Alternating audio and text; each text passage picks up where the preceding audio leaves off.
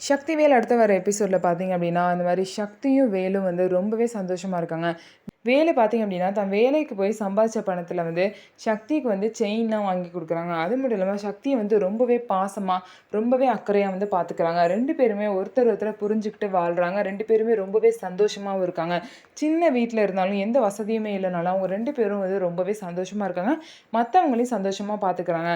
ஆனா திரும்ப வந்து இந்த தென்னரசு வந்து இவங்களுக்கு தொல்ல குடுக்குற மாரியே வந்து நடிச்சிட்டுருக்காரு. இவங்க அப்பாவ எப்படியாவது எம்எல்ஏ ஆக விடக்கூடாது. அதுக்கு வந்து அவங்க கூடயே இருந்து நடிச்சா மட்டும் தான் முடியும் அப்படின்னு சொல்லிட்டு பிளான் பண்ணி தென்னரசு வந்து வீட்டுக்கு வந்து பார்த்தீங்க அப்படின்னா, எம்எல்ஏ ஆகணும்னா இந்த வீட்ல இருந்தா எப்படிப்பா? நீங்க வாங்கப்பா நம்ம வீட்டுக்கு வாங்க. நம்ம வீடு அவ்வளோ பெரிய வீடு, கார்லாம் இருக்கும்போது, நீங்க ஏன் இங்க இருக்கீங்க?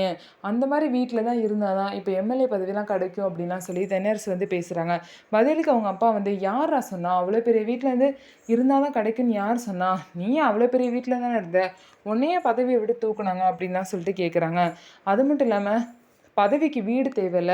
நல்ல மனசும், நேர்மையும் இருந்தா போதும் அப்படின்னு சொல்லிட்டு பதிலடி கொடுத்து தென்னரசு அங்கருந்து அனுப்பிடுறாங்க. ஸோ எம்எல்ஏ பதவியில வந்து சிவபதி வந்து வெற்றி பெறுவாரா? இல்ல தென்னரசு வந்து அத தடுத்துருவாங்களா? அப்படிங்கிறத வெயிட் பண்ணி பார்க்கலாம். நம்ம வீடியோ உங்களுக்கு பிடிச்சிருந்தா நம்ம வீடியோவ லைக் பண்ணிக்கோங்க. மறக்காம நம்மளோட சேனல சப்ஸ்கிரைப் அண்ட் ஹைப் பண்ணிட்டு பாருங்க.